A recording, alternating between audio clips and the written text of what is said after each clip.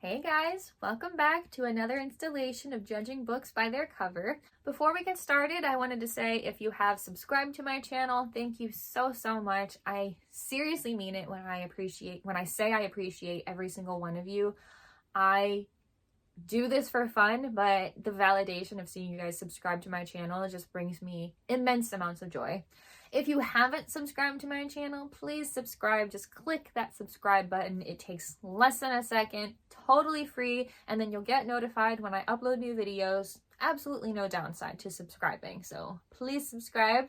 If you end up enjoying my video, please like, comment, and share. I always want to hear what you guys have to say, respectfully, so please comment below. I want to hear your thoughts, and please share this video as well. It would be such a favor to me to have people help me share my channel with others. So share this video if you end up enjoying it. If you don't like it, then obviously you're not going to share it. So as always, I describe how our ranking system works.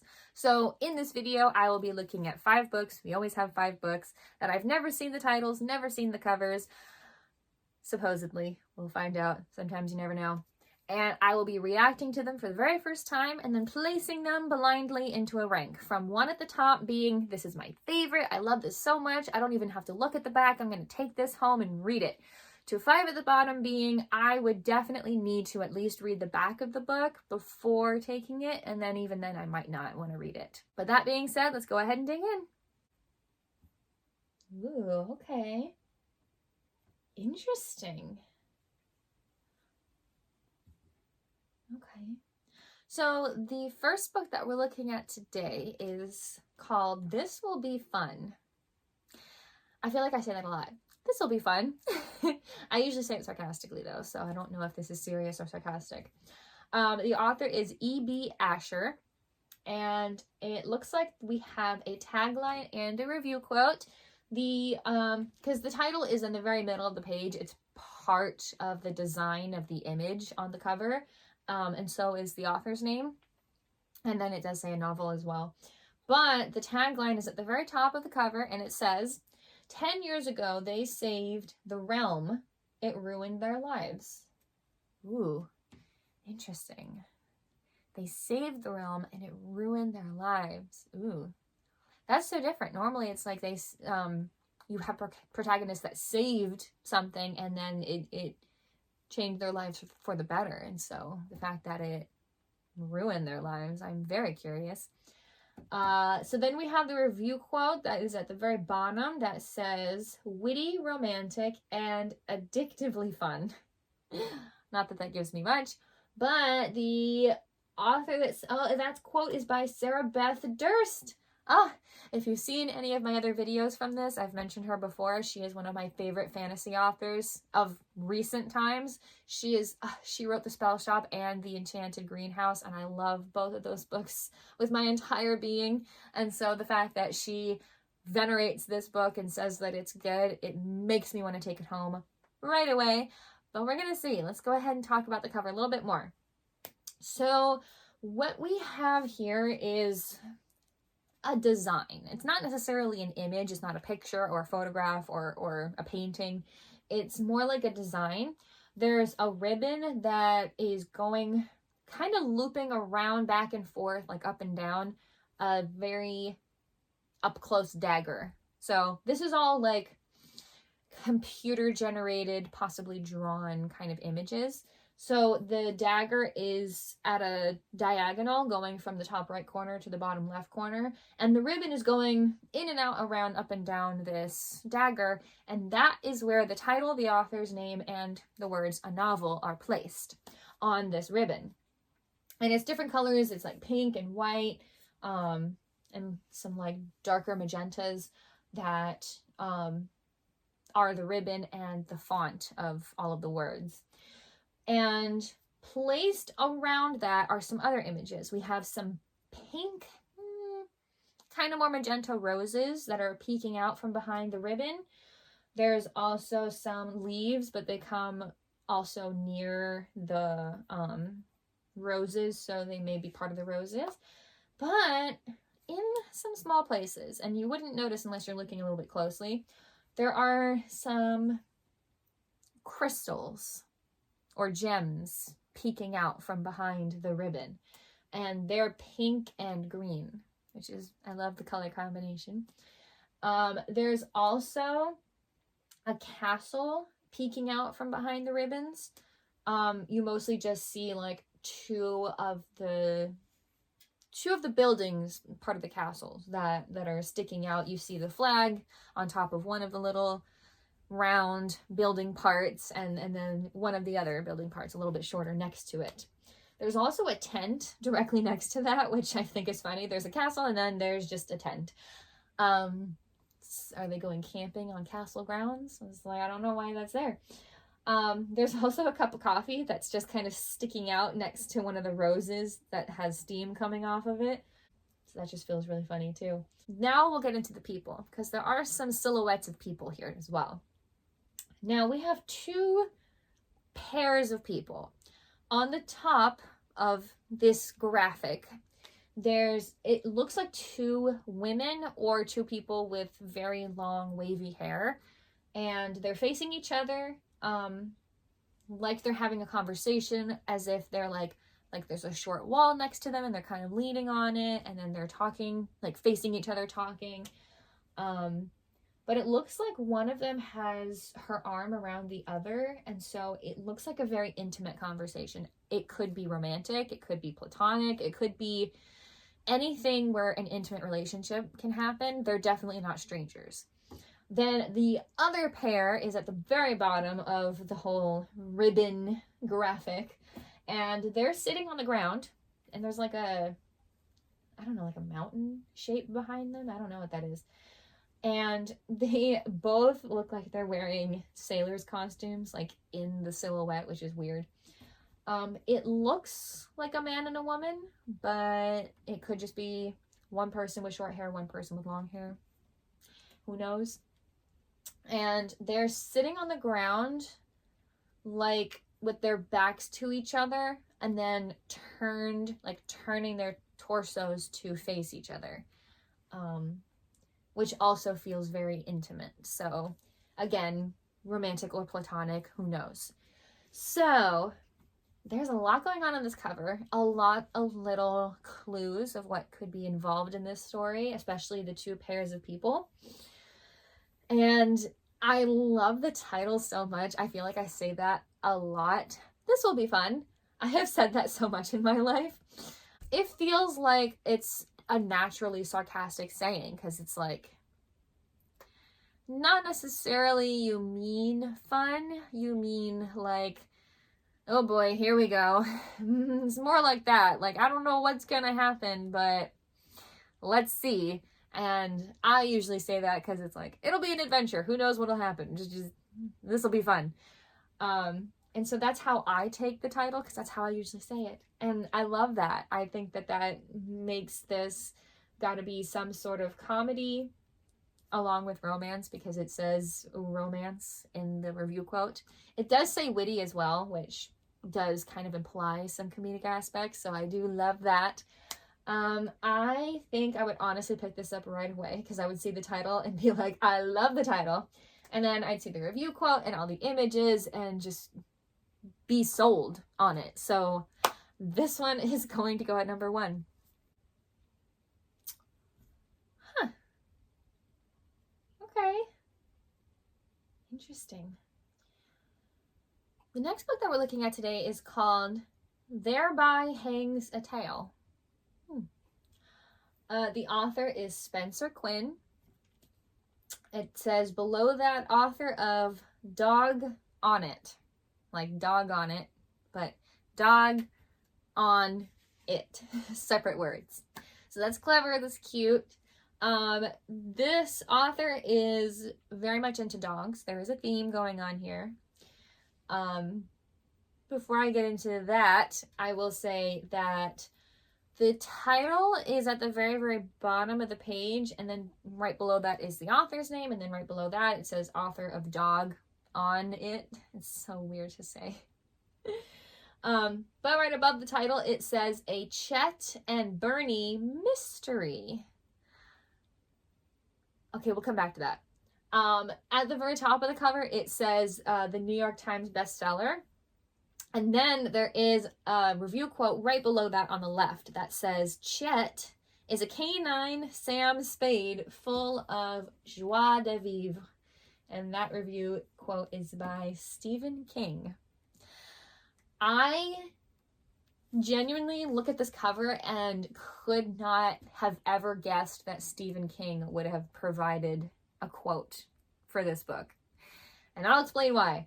So when I pulled up this book, this cover honestly made me think it was some sort of like nature book where it's like, here, let's teach you about how to go hiking properly, or something with real life, genuine information that is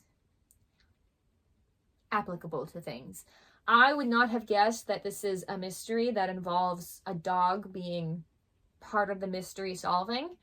That is not what I would have guessed at all. And the image that I'll describe, hopefully it explains why I wouldn't have thought that. So it looks like a photograph that is being taken in the desert. I was gonna say in Utah, because it's like when I think of the state of Utah, I think of seeing those big rocks, plateaus, buttes, whatever they're called. They're huge, and they're big rocks basically. And they're like reddish brown, which is like the color of the desert sand and everything.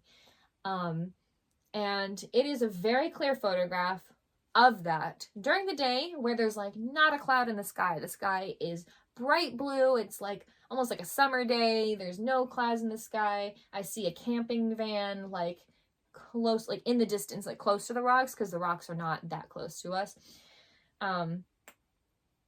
But in the foreground of the picture is a man and a dog that are facing away, basically facing towards the rocks. And the image, like if we were the photographer, we're standing directly behind the man and the dog, so we're just getting like half of him and like a little bit of the dog, like, you know, from like the waist up kind of thing.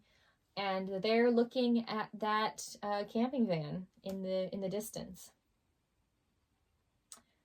And it's such a clear photograph that I'm like, this, it just does not feel like a mystery cover. So that is not what I would guess. It's clearly one of those like bigger kinds of dogs. I don't know all breeds. I love dogs, but I don't know all the kinds of breeds. Like, it's a bigger dog, pointy ears, like, I wish I could describe this breed. I can't. It's like German Shepherd sized, but it has like pointy ears and it has completely black, slightly fluffy fur. And the guy has brown hair and he's wearing a Hawaiian shirt, like a Hawaiian button-down shirt. So it's giving, what was that series called? It was on in the 80s. It's giving Magnum PI is what it looks like, honestly. So here's the thing. I love mysteries. They are so much fun. I am currently reading one of many Agatha Christie's like kind of series-ish. She mostly writes books that are not like, you don't have to read them in order. They're just around a central character and then the adventures they go on. I love mysteries. I would see this book at a distance and walk right by it. Because like I said, when I first pulled it up, I genuinely was like, oh, this looks boring, because it's like, oh, it's going to be some sort of nature thing. Like, here's how you hike, or here's like, I don't know. It didn't at all give me any kind of like, here's a good story to read. I don't know what else I could say to describe what I'm thinking and feeling here, but that's what it is. However, the more I read the cover, I'm like, that is so fun. A guy and his dog go and solve mysteries. I would love to do that with my dog. That sounds amazing. So, I don't know. I have to admit, I would walk right by this book. Upon closer inspection, like, I'm more curious, but if I was to see this in a bookstore, I'd walk right by. I wouldn't even pick it up. So I would honestly need to read the back. So this one's gonna have to go at number 5. Ooh, I love the title. Okay, before I get into anything else, the next book we're looking at today is called Murder at the Black Cat Cafe. Already sounds like a mystery, and there's a cafe, and there's cats involved. I'm pretty sold here. Before I get ahead of myself, the author's name is, and I'm hoping I'm going to pronounce this correctly, again, not something I can look up ahead of time, so I hope I'm pronouncing correctly, Seishi Yokomizo. I hope I pronounced that correctly. I'm so sorry if I didn't. The author's name is at the very top of the cover, and then the title's kind of at the bottom. It like starts at the middle and then goes down to the bottom. It's a medium-sized font. It's not huge. But then underneath that, at the very bottom of the cover, it says a classic Japanese mystery from the author of, I hope I pronounced this correctly, the Honjin Murders. Honjin. Honjin. I hope I pronounced that correctly. The Honjin Murders. I love it. So it's a murder mystery, but it's Japanese murder mystery. And I don't know if there'd be any different kind of techniques for writing that kind of genre, but I am curious. So those are all the words on the cover. The image looks, I don't want to say computer generated, but it is drawn, and it might have been drawn like on a computer or transferred onto a computer. So we're looking at like the entrance to, or at least the window to a building, a small one. It could be someone's house or a small business. And we're looking at it from like we're up in the sky in a drone, and we're looking at it from not directly above the house, but also not on the ground, somewhere in the middle. And there's a black cat sitting on the windowsill, so that feels appropriate. There's not much else I can describe about the house. You know, it's got your typical like roof tiles like on the roof, and then it's like some lanterns or lamps or places where light can go. And then it's hard to describe what else is going on like on the sides. They're like walls, but they might also be hallways, like enclosed walls or hallways that lead from either side of the house. And it looks like leaves all over the ground. Like clearly we're looking at like grass or an outside area, and then there's like a lot of brown stuff, so I think it's leaves. And yeah, that's pretty much it. So I'm obsessed with the title. I love it. I think I would be so into this. I love murder mysteries and cats and cafes, and so I would pass by this book and the title would catch my eye because it's white on like the dark background of the grass, because it's in the image, it's nighttime, so it like really stands out. And it would just really get my attention so fast. So I would see it and I would go, yeah, and then I'll pick it up and read Murder at the Black Cat Cafe and go, yeah, I'd pretty much be willing to take this home almost instantly. So because of that, I'm going to put this one at number 2. I know that I didn't put the last murder mystery very high, but that's because the cover did not look like a murder mystery. I would literally walk right by it. This one would catch my attention because of the way it sticks, like the title sticks out and the image behind it gives mysterious. So this one would catch my attention and make me want to take it home. So I'm going to put this one at number 2. So that means we only have spots 3 and 4 left, which is interesting. We don't usually have the middle slots left, so let's see what happens. Okay, this looks cute. It's actually giving me Sleepless in Seattle vibes. Good movie. You should watch if you haven't seen it. So the next book we're looking at today is called First Time Caller. If you've seen Sleepless in Seattle, you'll know why it made me think of it. The author is B.K. Borison, I think. Hope I pronounced that correctly. So the title is it's at the very, very top of the cover. Very, very top. And then the author's name, very, very bottom. And then right above that, New York Times bestselling author. We have a tagline and then the image. So tagline is kind of in the middle of the page, all the way to the left, and it says, "Welcome to Heartstrings, Baltimore's romance hotline." That is so cute.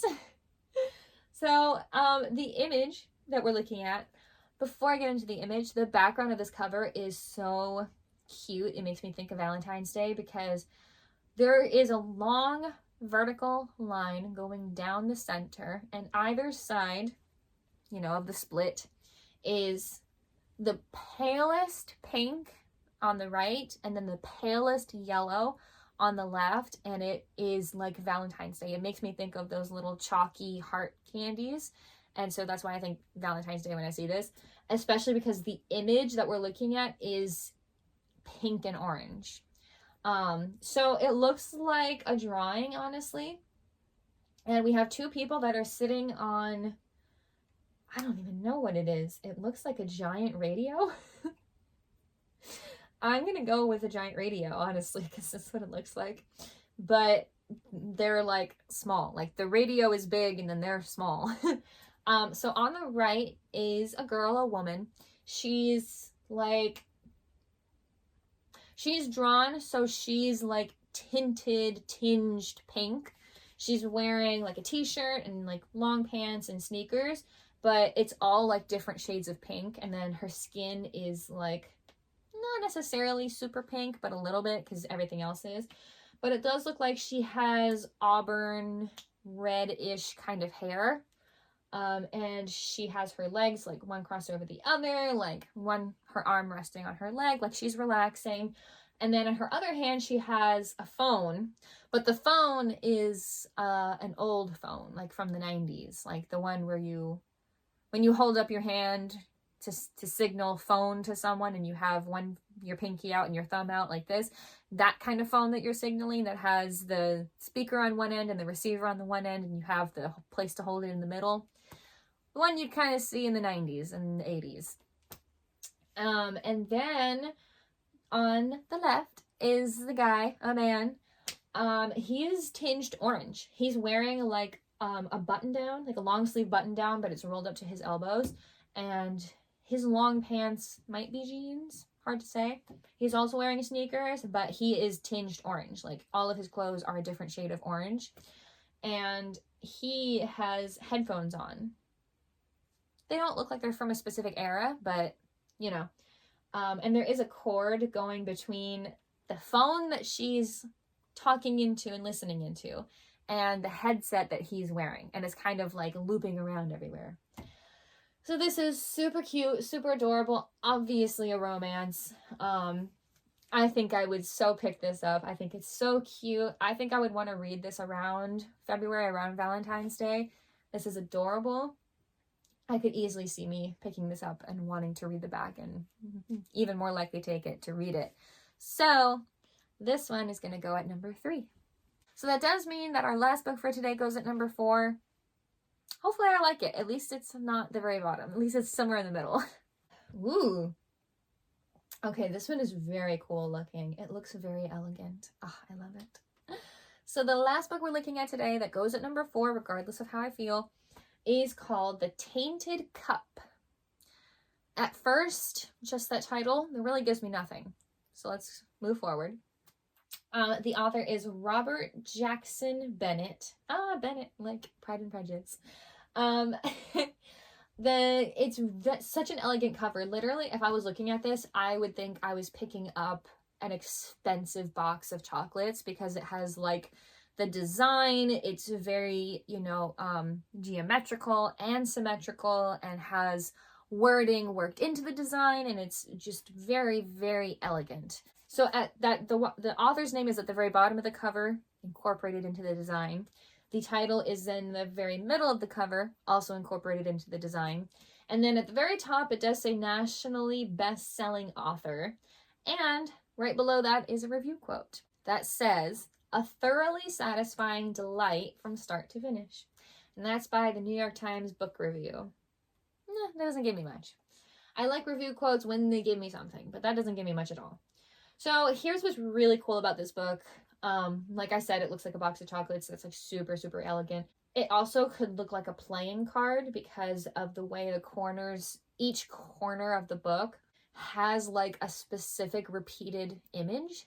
So like at the top right corner of the book, there's like a line that makes like the corner of the page a triangle, and there's a little design in it. And then in the design, there is an oval with a person silhouette in the oval. But the person looks like a man wearing a hat. Now, this design goes for all four corners, but the person in each design is a different kind of person.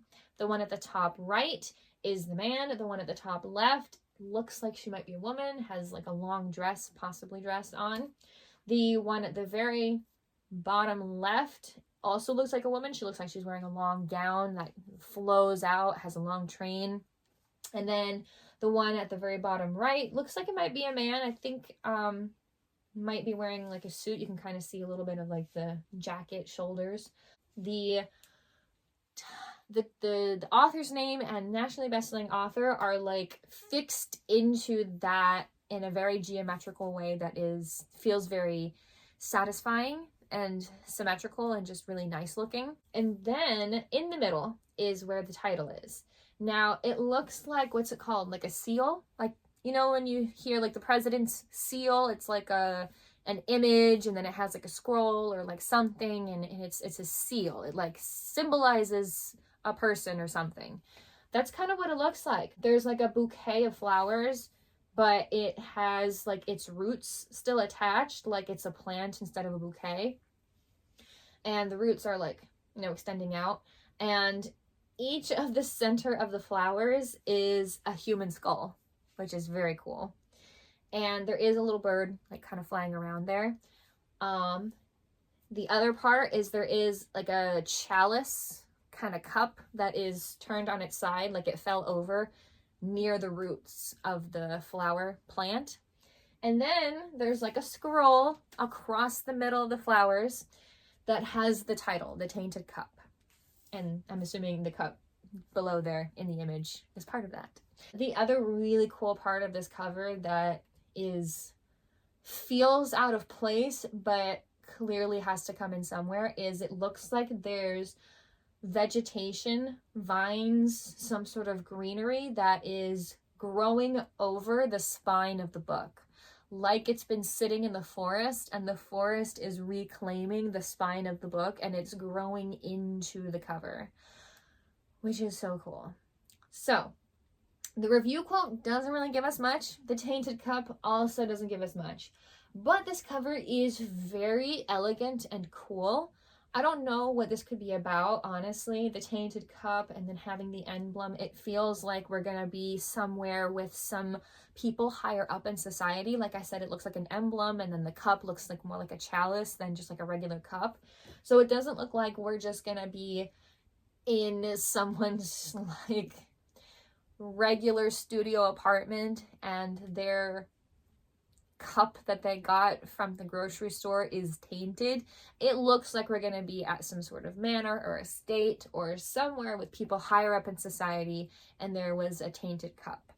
So even though I can't really tell what other genre this could be, it feels like that's where we're going with this. Those are the clues I can get. The other thing is I feel like it might be a mystery based on the way that the characters are placed, and the fact that we have different kinds of characters already on the cover, and that it says The Tainted Cup, and that we have human skulls in the centers of all the flowers. This might be a murder mystery. So I am definitely interested. It's hard to say if I would pick this up right away after seeing it, but I do think I would see it and definitely do a double take and take a second glance. So putting it at number 4 actually fits very well, especially because I absolutely have no idea what it could be about. So I would need to read the blurb or the back in order to decide if I would want to take this and read this. But that fits very well because I actually think the cover is really nice, and it would stop me in my tracks, even if I didn't pick it up.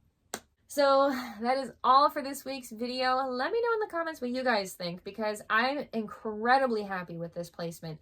I wouldn't move a single one of these books. I think they all fit very well in the slots that I put them, and that doesn't always happen. So let me know if you guys agree or if you've read any of these books, and let me know your thoughts on them if you have.